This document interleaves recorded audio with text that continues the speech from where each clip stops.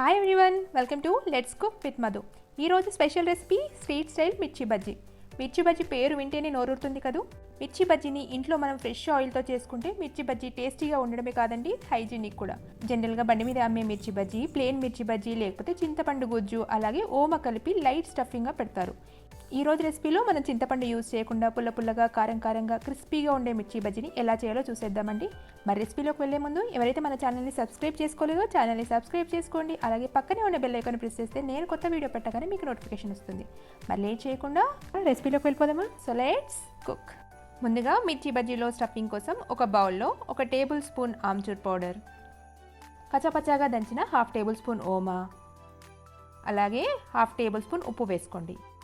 ఇప్పుడు వీటిని బాగా కలుపుకొని పక్కన పెట్టుకోండి. మిర్చి బజ్జీ కోసం ముందుగా మిర్చి బజ్జీలను కడిగి తీసుకోండి. ఈ రోజు రెసిపీలో నేను 12 మిర్చీలను యూజ్ చేస్తున్నానండి. ఇప్పుడు మిర్చిని వీడియోలో చూపించిన విధంగా కట్ చేసుకొని మధ్యలో ఉన్న గింజలను తీసేసుకోండి.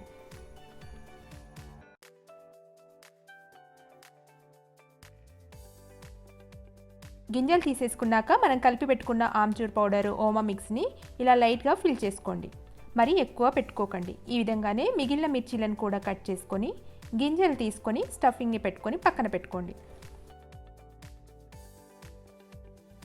ఇప్పుడు బ్యాటర్ ప్రిపేర్ చేసుకుందామండి. దానికోసం ఒక బౌల్లో 2 కప్పుల శనగపిండి అలాగే 2 టేబుల్ స్పూన్ల బియ్యం పిండి వేసుకోండి. బియ్యం పిండి వేయడం వల్ల బజ్జీలు క్రిస్పీగా వస్తాయండి. అలాగే రుచికి సరిపడా ఉప్పు, 1 టీ స్పూన్ కచ్చాపచ్చాగా దంచిన ఓమా, అలాగే 1/2 టీ స్పూన్ దాల్చిన చెక్క పొడి, 1/2 టీ స్పూన్ పసుపు ఆప్షనల్ అండి. అలాగే 1/2 టీ స్పూన్ కారం అన్నీ వేసి బాగా ఒకసారి కలుపుకోండి.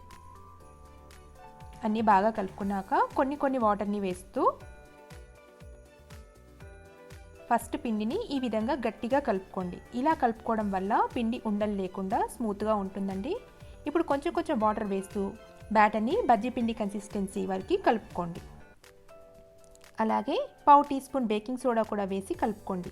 ఈ క్వాంటిటీ బ్యాటర్కి 1/2 టీ స్పూన్ బేకింగ్ సోడా సరిపోతుందండి. మరీ ఎక్కువ బేకింగ్ సోడా వేస్తే బజ్జీలు ఎక్కువ ఆయిల్ని పీల్చుకుంటాయి. బ్యాటర్ ఈ కన్సిస్టెన్సీలో ఉండాలండి. ఇలా మనం స్పూన్ని తిప్పినప్పుడు స్పూన్కి బ్యాటర్ ఇలా స్టిక్ అయి ఉండాలి. మీకు బజ్జీలు ఇంకా ఎక్కువ క్రిస్పీగా రావాలంటే బ్యాటర్లో 1 టేబుల్ స్పూన్ వేడి నూనె వేసి కలుపుకోండి.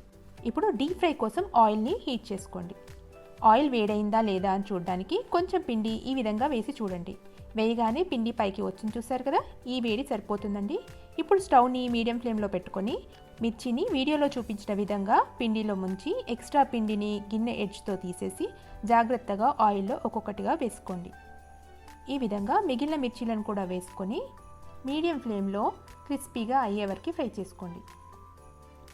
హై ఫ్లేమ్లో బజ్జీలను ఫ్రై చేసుకుంటే పైన గోల్డెన్ కలర్లోకి వచ్చిన బజ్జీలు సాఫ్ట్గా ఉంటాయండి. పైగా లోపల పిండి పచ్చిగా ఉంటుంది.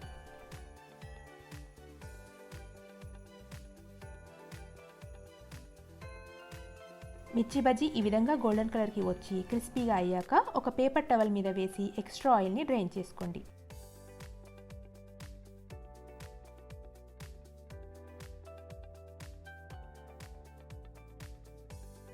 ఈ విధంగానే మిగతా మిర్చి బజ్జీలను కూడా ఫ్రై చేసి తీసుకోండి.